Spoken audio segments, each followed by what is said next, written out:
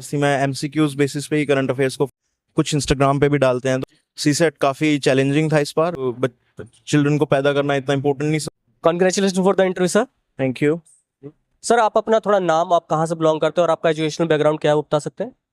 मैं Rahul Sharma and I belong from Kaithal district in Haryana and I have done my graduation in electronics and communications engineering and I have my optional as sociology. And sir आपका ये कौन सा attempt था और medium कौन सा था आपका? This was my fourth attempt and my medium is English. Sir जैसा आपने बताया आपका फोर्थ अटेम्प्ट है, तो इस बार आपकी ऐसी क्या स्ट्रेटेजी चेंज हुई जिससे आपको बेनिफिट मिला काफ़ी ज़्यादा? मेरी स्ट्रेटजी बेसिकली प्रीलिम्स के लिए चेंज थी। वो मैं लास्ट ईयर भी प्रीलिम्स क्लियर किया था, इस बार भी हुआ। तो स्ट्रेटजी प्रीलिम्स के लिए सेम थी पिछले साल वाले की, do as many mock test and as many questions as possible. तो मैंने उसको करने की कोशिश की। एंड मेंस के लिए मेरी स्ट्रेटजी, लास्ट टाइम मैं मेंस नहीं क्लियर कर पाया था क्योंकि मैंने एसए एंड ऑप्शनल में थोड़े मिस्टेक्स की थी। इस बार मैंने उन दोनों पे वर्क किया, ऐसे की मिस्टेक ना हो पाए। And apart from that optional में भी ज़्यादा टेस्ट सीरीज करके और ज़्यादा इनपुट्स करके थोड़ा इनोवेशन लाके ऑप्शनल के अंदर वो ट्राई किया था and hopefully it worked. So this was a change. ये सर आपने बताया कि आपने दोनों बार प्रीलिम्स क्लियर किया है, तो स्टैंडर्ड बुक्स तो सबको पता होती हैं, बट जो एक्स्ट्रा जो है करंट अफेयर्स के लिए उस बुक्स की स्ट्रेटेजी बता सकें जो प्रीलिम्स अभी 3 महीने में होने वाले हैं। मेरी करंट अफेयर्स की जो स्ट्रेटजी थी वो काफ़ी डाइवर्स थी। मैं एमसीक्यूज बेसिस पे ही करंट अफेयर्स को फॉलो करता था, बट मेरे सोर्सेज बहुत अलग थे। मैं around 100 to 120 MCQs daily different different sources से करंट अफेयर बेसिस पे किया करता था। कोई भी सोर्स हो, कुछ इंस्टीट्यूट्स ऐप पे या फिर अपना गूगल पेज पे ऊपर एमसीक्यूज डालते हैं। बायजूस और स्लीपी क्लासेस टाइप की जो इंस्टीट्यूशंस हैं वो यूट्यूब पे डालती हैं, कुछ इंस्टाग्राम पे भी डालते हैं। तो मैं ऑलमोस्ट हर सोर्स से almost 100+ MCQs current affair basis पे कर लेता था। एंड सर सीसेट की क्या स्ट्रेटेजी थी और वर्बल के लिए आपने कैसे प्रिपेयर किया? सीसेट काफ़ी चैलेंजिंग था इस बार। एक मेरा जीएस अच्छा हो गया था, बट उसके बाद जो चैलेंज था कि सीसेट के क्वेश्चन सॉल्व नहीं हो पा रहे थे क्योंकि वो टाइम कंज्यूमिंग थे और काफ़ी हद तक वो उसे डिफिकल्ट वे में रखा जा सकता था। बट उसमें यही था, I relied upon my strong hold that was English, so I try to do as many English questions as possible and with God's grace I was able to clear CSAT which was considered to be much more tougher than the GS this year. वही sir मेरा वो भी ये कहना है कि जो हमारे कमेंट सेक्शन में बहुत सारे स्टूडेंट बच्चे यही बोल रहे हैं कि वर्बल है और क्वांट्स है, रीजनिंग है, तो इन सब के लिए कैसे प्रिपेयर किया जाए? कुछ प्रॉपर बुक लिस्ट हो जो आप बता सकें।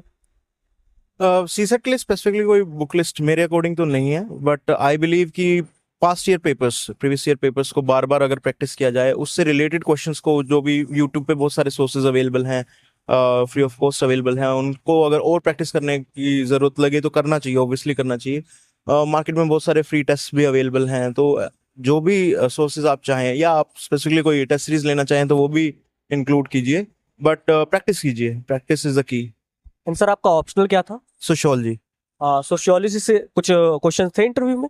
हाँ, सोशियोलॉजी से रिलेटेड कुछ क्वेश्चंस थे, जैसे कि उन्होंने पूछा कि आजकल चाइल्ड केयर और जो यंगस्टर्स हैं वो चिल्ड्रन को पैदा करना इतना इम्पोर्टेंट नहीं समझते, तो उसका सोशियोलॉजिकल इम्पैक्ट क्या है और किस तरह से टेक्नोलॉजी सोसाइटी के ऊपर इम्पैक्ट डालती है। तो ये सोशियोलॉजिकल क्वेश्चंस थे। एंड सर ओवरऑल इंटरव्यू आपका किस पे बेस्ड था? डेप्थ बेस्ड था, करंट बेस्ड था और मिक्स था?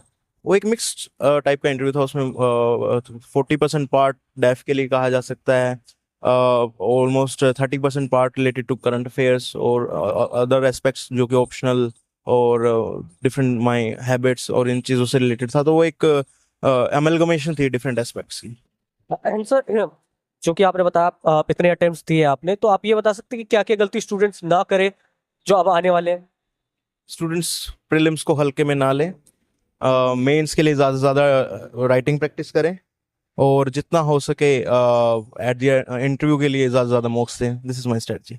सर आपका टाइम टेबल कैसा था, कुछ बता सके ऐसा? मेरा टाइम टेबल वेरी करता था। प्रीलिम्स के लिए मेरा जो टाइम टेबल था वो ज़्यादा हेक्टिक था। मैं मतलब ज़्यादा से ज़्यादा, क्योंकि स्टैटिक भी रिवाइज करना था, टेस्ट भी देने थे, और टेस्ट देने का मतलब है 6 घंटे। एक टेस्ट का मतलब होता है 2 घंटे का टेस्ट और 4 घंटे उसकी रिवीजन।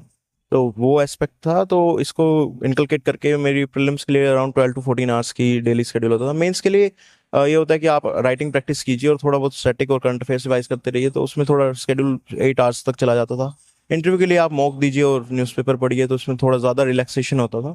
तो ये मेरी स्ट्रेटजी डिफरेंट डिफरेंट पॉइंट्स के लिए थी। ओके सर, आई सर ये जो है मॉक्स जो देते हैं स्टूडेंट्स और यहाँ पे जो इंटरव्यू होता है उसमें क्या डिफरेंस लगा आपको?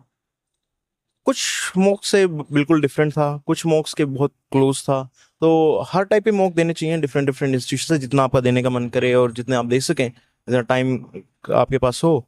और काफ़ी हद तक वो प्रिपेयर करते हैं कि how do you need to sit, how do you need to interact, how do you need to have a positive confident image of yourself in front of the panel members. So I think mock interviews का काफ़ी impact है और उसको मतलब go through करना ही चाहिए। Sir मेरा एक लास्ट क्वेश्चन है, जो स्टूडेंट्स जो व्यूअर्स हमें देख रहे हैं उनको आप क्या मैसेज देना चाहेंगे, वो कैसे आगे बढ़े? I do not think I am capable enough right now to give a message, but my message is simple to my fellow aspirants, because I am one of them. And my message is just that if we have the idea that we need to be a public servant, if we have the courage as well as the compassion towards the society and the country, then it doesn't matter how much time it takes. It doesn't matter how many efforts or how many failures you have to go through. If you have this belief to do public service, then with whole heart go for it. And I have a line ki never doubt that a committed group of citizens can ever change the country, because it is the only thing that has ever done that. Thank you sir, हम उम्मीद करेंगे आप selected हो जाएं और हम आपसे उसके